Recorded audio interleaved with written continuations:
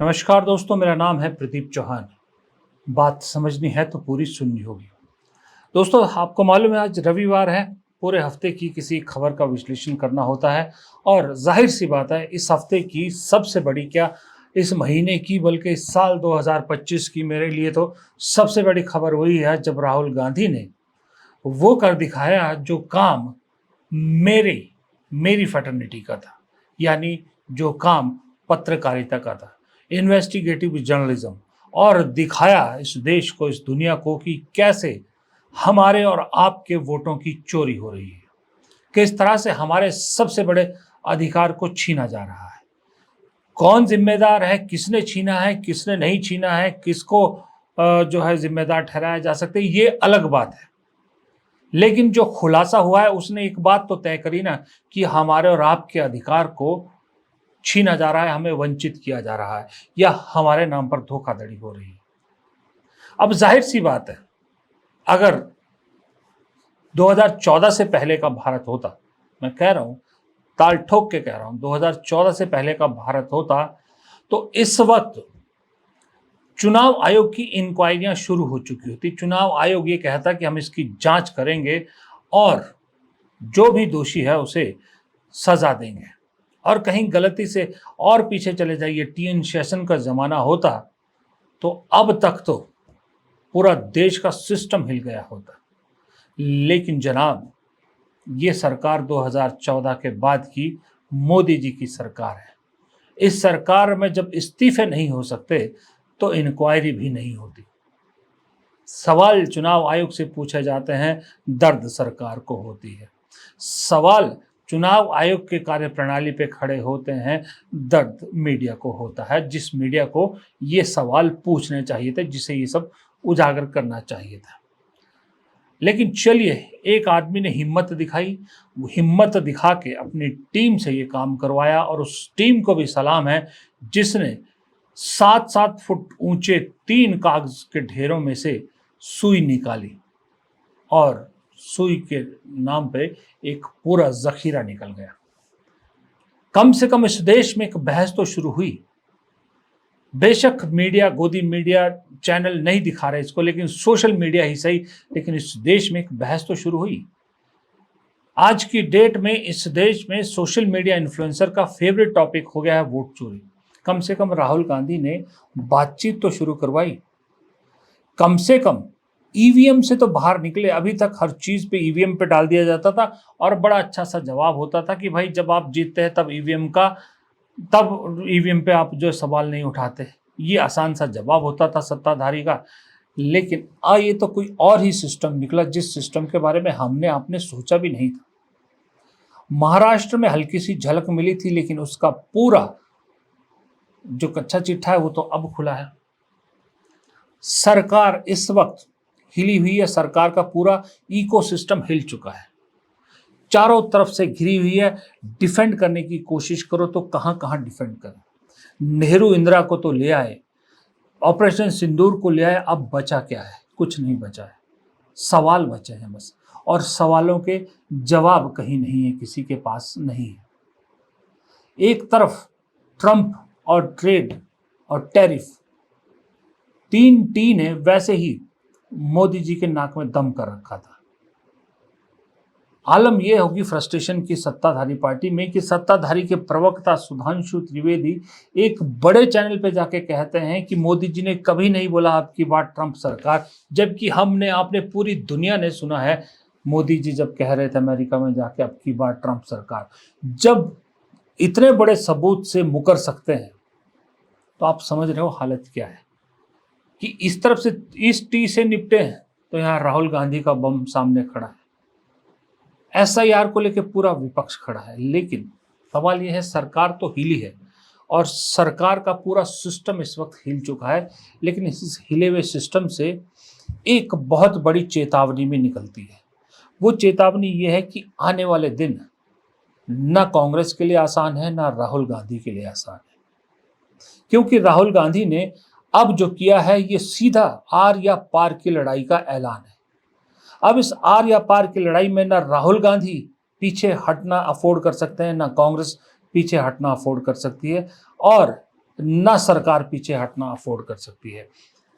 रास्ता बहुत मुश्किल है राहुल गांधी के सामने, कांग्रेस के सामने, लेकिन इतना जानता हूं कि हौसले बुलंद हैं।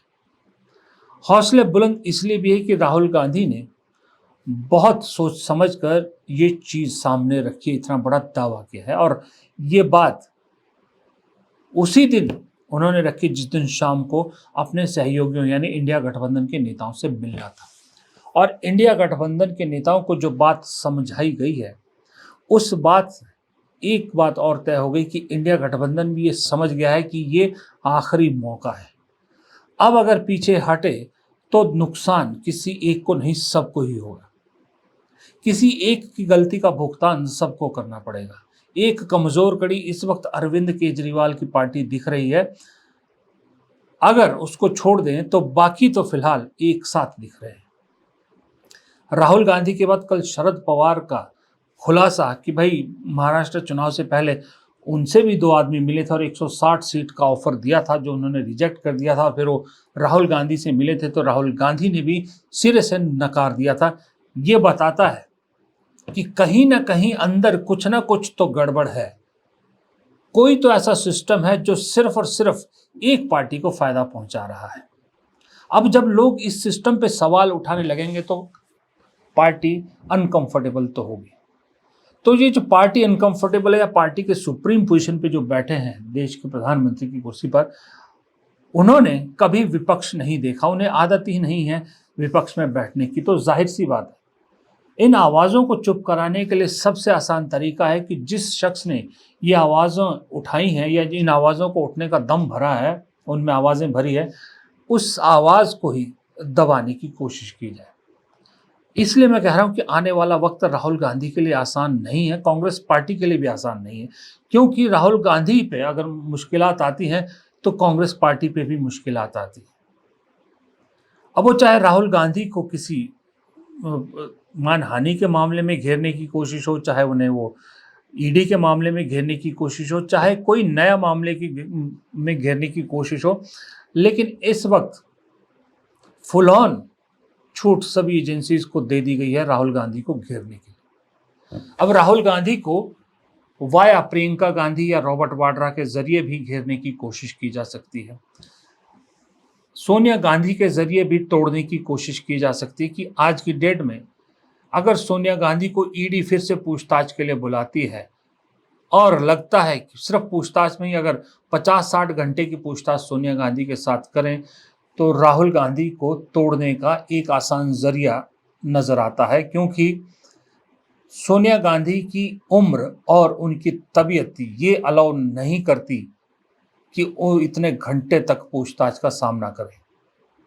ये तरीका कोई मुझे बता रहा था कि सबसे पहले शायद अपनाया जा सकता है, क्योंकि जिस सरकार ने हॉस्पिटल के बिस्तर पर पड़े सत्यपाल मलिक को, अपने पुराने सहयोगी सत्यपाल मलिक को नहीं छोड़ा, उन पर भी वहीं पर जो है वो नोटिस भेज दिया जब वो बेड पे थे, तो फिर सोनिया गांधी को कैसे छोड़ सकते हैं। दिक्कत ही सारी सोनिया गांधी से शुरू हुई थी मोदी जी। इस तरह से राहुल गांधी को तोड़ने की कोशिश की जा सकती है, या फिर जैसा मैंने कहा कि वो रॉबर्ट वाड्रा तो पहले से ही निशाने पर है, अब प्रियंका गांधी को भी किसी मामले में लपेटा जा सकता है। उस तरह से एक इमोशनली तोड़ने की कोशिश की जा सकती है राहुल गांधी को। और अगर राहुल गांधी टूटते हैं तो पूरी कांग्रेस टूटती है, ये भी बात तय है। क्योंकि इस बार मैं तो कहूँ पूरा विपक्ष टूटता है, क्योंकि इस वक्त देश में एक सूत्र में किसी ने अगर पूरे विपक्ष को बांध रखा है तो उस कड़ी का नाम है राहुल गांधी। राहुल गांधी के लगातार एफर्ट्स की वजह से ही पूरा विपक्ष खड़ा है। याद रखिएगा एक चीज़, राहुल गांधी जो भी काम करते हैं या जो भी बात करते हैं वो कांग्रेस को लेकर नहीं करते, वो पूरे विपक्ष को, पूरे इंडिया गठबंधन की बात करते हैं। जहां भी बात करते हैं पूरे इंडिया गठबंधन की बात करते हैं। वो सिर्फ एक पार्टी के लिए नहीं लड़ रहे, वो पूरे विपक्ष के लिए, पूरे इंडिया गठबंधन के लिए लड़ रहे हैं। तो असर सब पे पड़ेगा, ये बात पक्की, क्योंकि और किसी में गुदा नहीं है कि सबको साथ लेके राष्ट्रीय व्यापक मुद्दे पर, मोदी सरकार पर या मोदी शाह पर हमला कर सके। ये अकेले राहुल गांधी है। इसीलिए जब प्रियंका गांधी कहती हैं कि ये सरकार बहुत कमज़ोर हो गई है, मेरे भाई के सवालों का जवाब नहीं दे पाते, तो वो बात सही लगती है। इसीलिए जब आदित्य ठाकरे चैलेंज करते हैं चुनाव आयोग को कि अकेले राहुल गांधी से बहस करके देख लीजिए, चैलेंज करते हैं कि उनके साथ डिस्कशन करके देख लीजिए, तब भी वो अकेला आदमी भारी पड़ेगा, तो बात में दम लगता है। बूथ उनके सामने है और पूरा देश ये कह रहा है कि चुनाव आयोग अच्छी तरह से जांच करे और तब बोले। बगैर जांच किए कुछ नहीं कह सकते। कोई सबूत दे रहा है आपको, इतनी बड़ी किताब भर एक विधानसभा में आपने देखे कितने फर्जी वोट थे, सबने देखे, वो सबूत है, तो उसको लें, जांच करें और देश को बताएं कि क्या हो रहा है। सदन में भी चर्चा होनी चाहिए इस बात के ऊपर, जो सरकार सदन चल रहा है तो इतने सारे साक्ष्य हैं। अरे सदन में सरकार की इतनी हिम्मत नहीं है कि वो एसआईआर पे चर्चा करें, इस पे क्या चर्चा करेंगे। एकदम कमज़ोर हो गई है ये सरकार, सदन नहीं चला पा रही है। और सदन चलाने में इतनी मुश्किल नहीं है, बैठिए सबके साथ कहिए हम चर्चा कर लेंगे, चर्चा करने में क्या प्रॉब्लम है।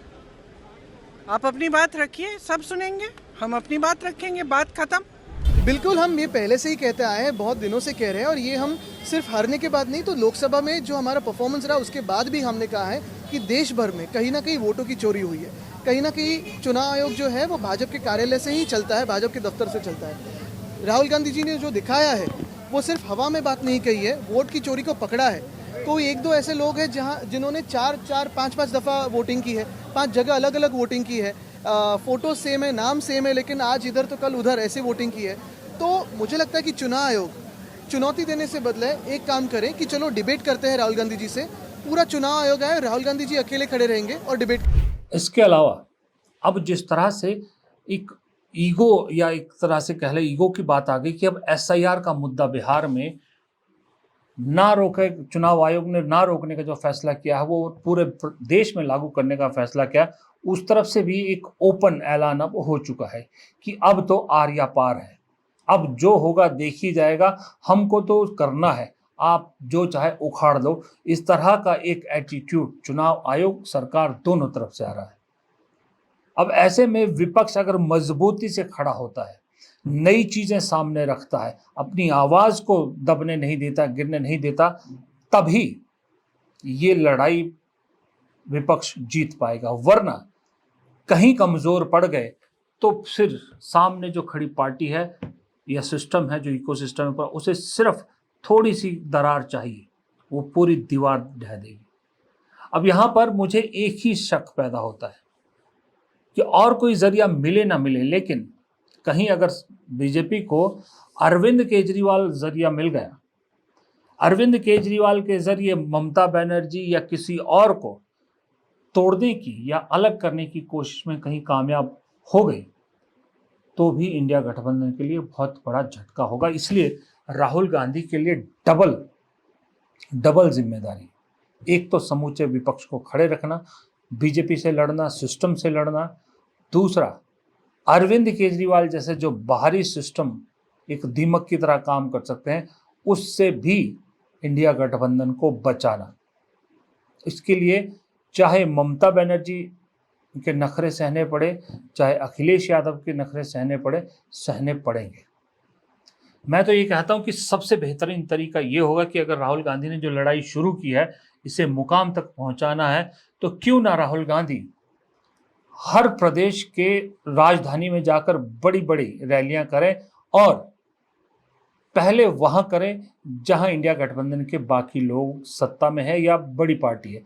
जैसे कलकत्ता में जाइए, ममता बनर्जी से बात कीजिए कि हम दोनों मिलकर किस तरह की इस वोट चोरी पे और एसआईआर पे एक रैली करते हैं, तो ममता कभी मना नहीं करेगी। मैं तो कहूँगा बल्कि ममता बनर्जी जिस चीज़ के लिए मशहूर है, रोड शोज, वो रोड शो भी करिए ममता बनर्जी के साथ, रोज प्रदर्शन, पैदल मार्च जो करती है, और उसके बाद दहाड़िए कलकत्ता शहर में, फिर जाइए लखनऊ, अखिलेश यादव को साथ लीजिए, वहाँ दहाड़िए, फिर जाइए चेन्नई, स्टालिन के साथ खड़े होकर देश को बताइए, दक्षिण को बताइए कि क्या हो रहा है नॉर्थ में, फिर जाइए मुंबई, उद्धव ठाकरे, शरद पवार को साथ लेके खड़े होकर दहाड़िए।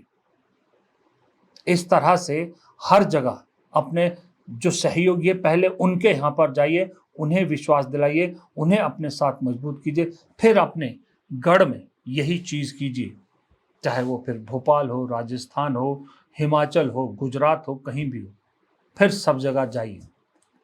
तब आसान ये होगा कि मान लीजिए अहमदाबाद में कांग्रेस ये सब करने के बाद रैली आयोजित करती है, या भोपाल में करती है, या जयपुर में करती है, या पंजाब में करती है, कहीं भी करती है, तो कांग्रेस के कहने पर चाहे वो अखिलेश हो, चाहे वो तेजस्वी हो, चाहे वो ममता हो, चाहे स्टालिन हो, चाहे उद्धव हो, चाहे शरद पवार हो, इन सब को भी आना पड़ेगा।